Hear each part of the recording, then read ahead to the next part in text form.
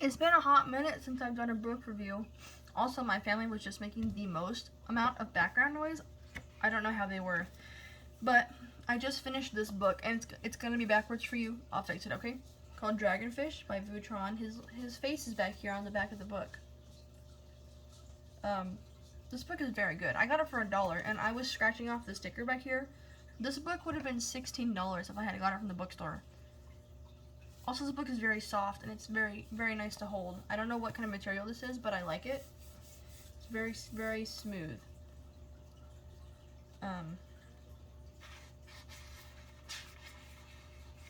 Weird. Anyways, this book is about this guy named Robert. And this lady, her English name is Suzy, and she's Vietnamese, and another man named Sonny. And I'm just going to read you the back of the book and then talk about a little more of the plot because I don't want to ruin it for you. For me personally, it had a very unsatisfying ending. I'm not going to tell you why, but it did. So it says, searching for his Vietnamese ex-wife Suzy in the sleek and seamy gambling dens of Las Vegas, Robert, an Oakland cop, finds himself also chasing the past that haunts her. In a tale that extends back to Vietnam and a refugee camp in Malaysia, and forward to Suzy's estranged daughter, a poker shark now taking the future into her own hands, Vu Tran, or Tran, I don't know how to pronounce ethnic names, I'm sorry, reminds us of the noir greats with a sensitivity and mastery all his own. The only thing I didn't like about this book was the swearing in it, because I personally don't use that language. It just does not go with the lifestyle that I choose to live as a Christian, so I do not like the swearing. But it was just enough that it did not take away from the story. If anything, in this scenario, it added to it, because it was used to convey extreme emotion, which I do appreciate. Like, woven into the book are these handwritten letters from the mom, Suzy, to her daughter, named May, or Mai, M-A-I, however you want to pronounce that, telling her about how they were on this boat and all this stuff happened, and then she met this guy named Sun, which I did not connect the dots of being Sunny until later in the book. I forgot what I was going to say. Oh, so that when they came to the States and they separated, she abandoned her daughter with the daughter's uncle. After she and Robert became kind of like mutually abusive, that she decided to leave him. They divorced. She went back to the Sunny guy, and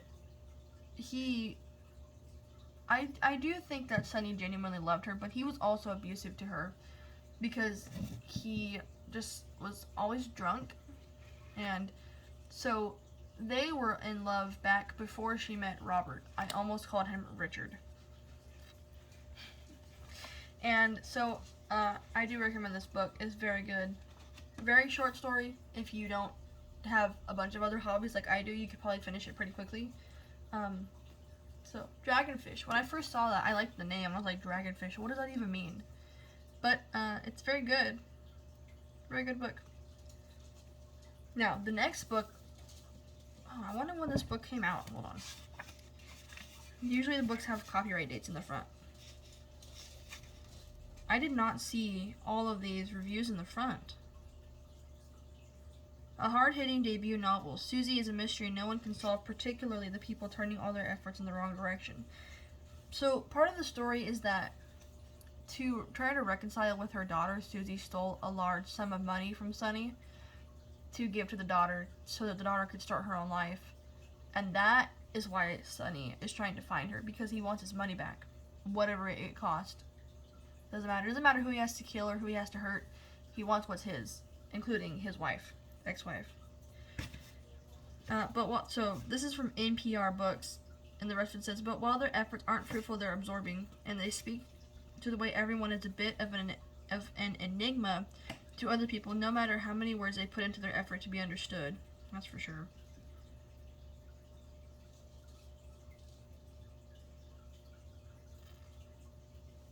So one of I was going to do like an Instagram book review, and I marked one of the parts of the mom's letter to her daughter that says, we never truly forget the things that have passed out of our lives.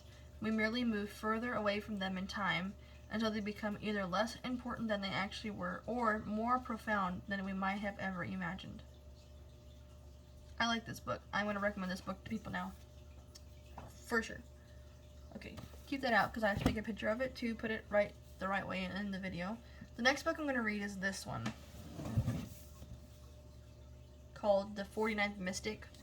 I know this one's backward as well, but only because I don't know why I work in a grocery warehouse store, why they decided to bring out a book display, and I saw this one, Rise of the Mystics, and I was like, dude, that book looks so cool.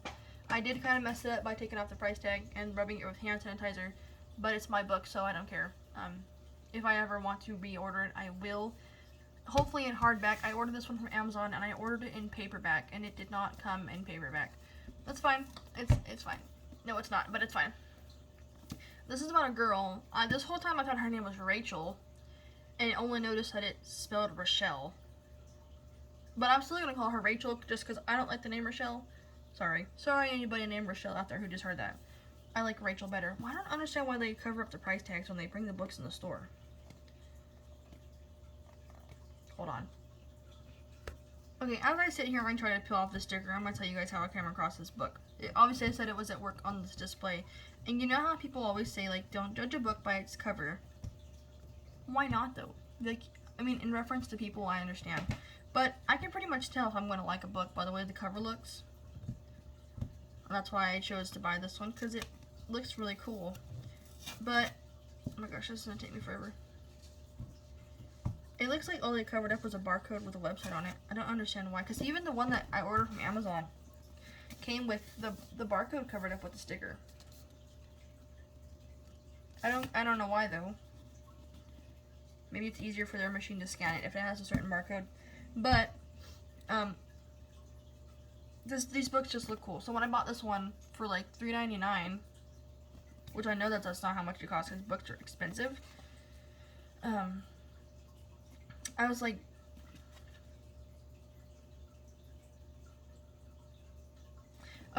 dang, this book looks really cool. And then I was looking through it on my lunch, because that's when I bought it, on my lunch break, so I could just have it, put it in my locker at work.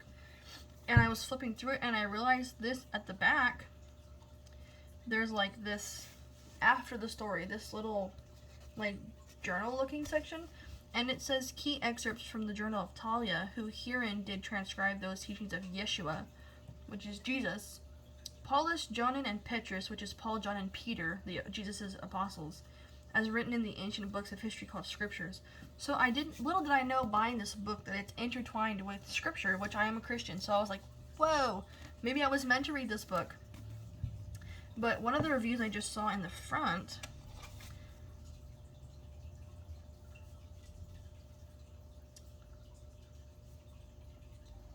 so this one from Publishers Weekly says, creatively entwined with teachings from Scripture, Dekker's book will appeal to readers looking for a thrilling, faith-driven adventure.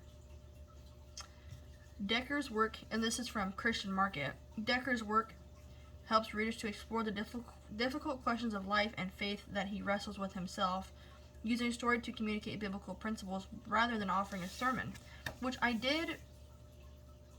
I think I started reading this one, but there's this guy. Okay, wait, hold on. I'm getting ahead of myself here. I want to read you the back of the book, which is also on the front cover of the first book.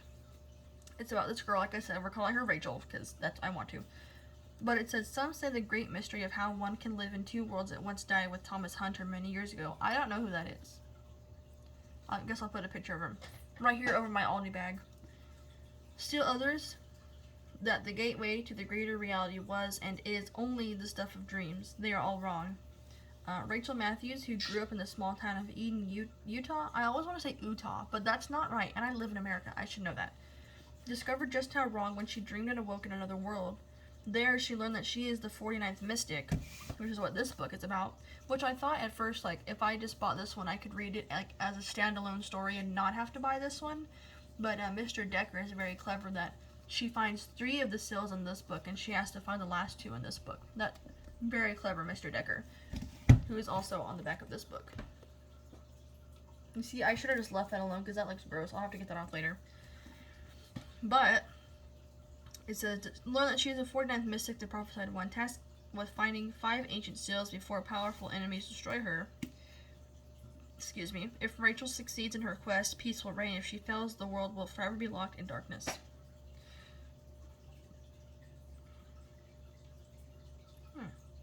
Oh, that might be the name. Okay, Thomas Hunter might be the one that heals her, because I noticed that there is kind of like a Jesus-y figure in this book, one that heals her of her blindness, which I perceived to be a Jesus figure, because who else has power to do that?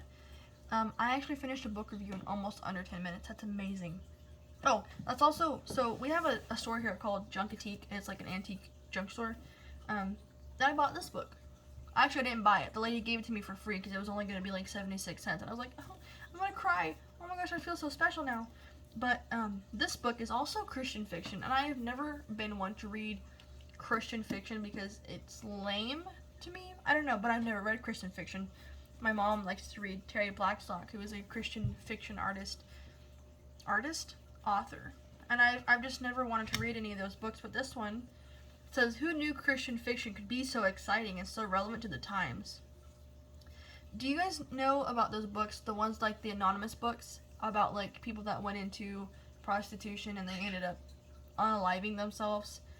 I would get them out of my closet, but I'm not taking all that stuff out to get to them. It's called The Lights of 10th Street by Shanti Fieldhand, about this girl who goes to work with her friend at a restaurant. Her friend is a stripper, so I'm just going to predict before I get that far into the book, I'm only this far in, that she also becomes a stripper and probably gets into drugs and stuff, and that's how she comes to know Jesus, however this book goes. Another, separate from that, do you guys know that C.S. Lewis is the one that wrote the Chronicles of Narnia, right? So, I did not know that he wrote like Christian apologetic books. So I bought the Screwtape Letters. I have like a whole reading list. I have a bunch of books on my desk that need to be read. I didn't know that he wrote Christian apologetic books though, so I'm excited to read this one as well. The Screwtape Letters. I've heard about this book for a long time, but I never know who wrote it. So now I kind of want to read the Chronicles of Narnia, because I've always heard that C.S. Lewis was a Christian.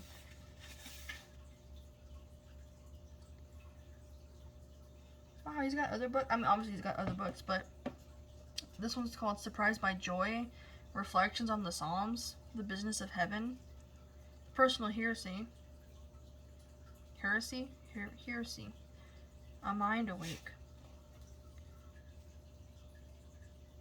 Wow.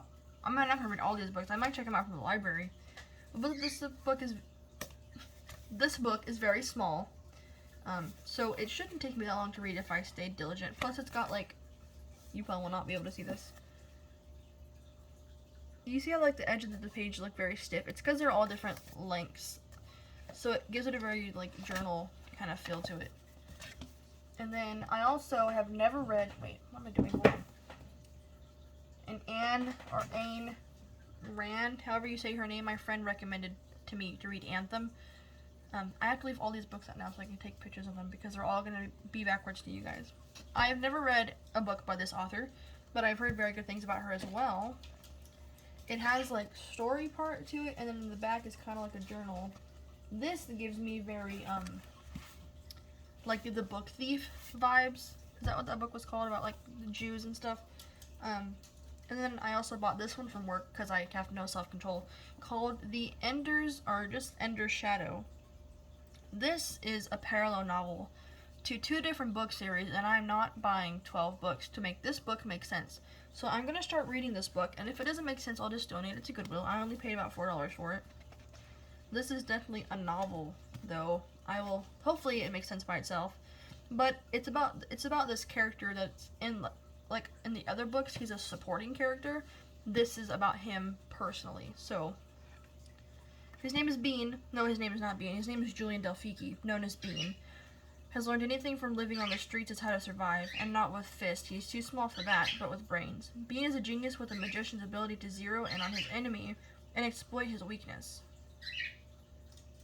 Recruited for battle school, a military installation designed to select and train children as future officers in the international fleet. Bean meets Ender Wiggin, soon to become his best friend and his greatest rival. So I have quite the lineup for myself here, and I hope I don't forget to take pictures of all these books. I have more over here that I need to read. I've had the Silence of the Lambs for a long time. This book is old. The pages are yellow. This book is old. I don't think I would like this book, honestly, because I know what it's about, and I just want to get rid of it, though. But look, it's like, it's old.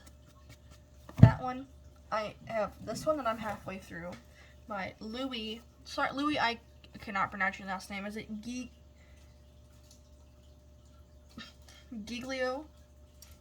I follow him on Instagram, though. He looks so, like, a sweetheart.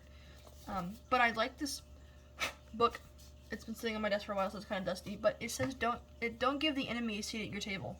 And it's about how to win the battle of your mind. And as someone who personally, honestly, struggles with intrusive thoughts and just my mind racing all the time, this book has been very helpful on how to not let the enemy, so Satan, play with my mind. I haven't gone all the way through. I'm about halfway through. But one particular story I remember reading from this book was he was out to dinner for his wife, or with his wife for their anniversary, who had just been through really serious medical stuff. And this guy just helped himself to their table, and Louis was like, man, I'm celebrating with my wife. Can you please, like, you can leave me your phone number, your email, your whatever you want, and I will contact you later, but this is my time with my wife. And the guy didn't seem to understand. And so it made him really exercise patience. And I was like, dude, I would have told that guy, you need to go away. And then I have some other books. My friend challenged me to read all my unread books by the end of the year. That's not going to happen because it is already almost Christmas. This one, I think this is part of a series. This book, and one more, hold on. This book all came from a Dollar Tree. You guys need to go look through the books at Dollar Tree. I did start this one. It was kind of boring, but I'm going to start it again eventually. Oh, dusty. This one, called Snow. This one looks very good.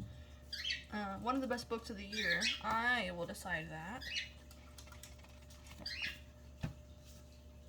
I hope the guy's name is Orphan. It says Orhan.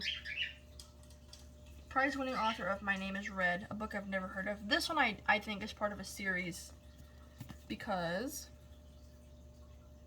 I think I looked it up like when I first got it. Oh my gosh, look, this book has big print. I appreciate that because this tiny little print like this makes my head hurt sometimes. Or like I end up reading the same line of a story over and over. So this one's called Breaking Sky. It says fly like a girl and save the world. These ones I'm probably not going to put pictures of in, just like the main ones I was talking about. This one is called Snow, or Once for you guys. And then 100,000 Worlds, this big one. I have these all stacked up on my desk because I was going to read them eventually. But I think this video is over. As you can see, I have a lot of reading to do here within the next few months. Outside of working, I have trouble motivating myself to read. So hopefully I'll find time to do it, and I'll read all these books. So I will see you guys sometime in the future. Thank you for watching. I know it's been a while. Okay, bye-bye.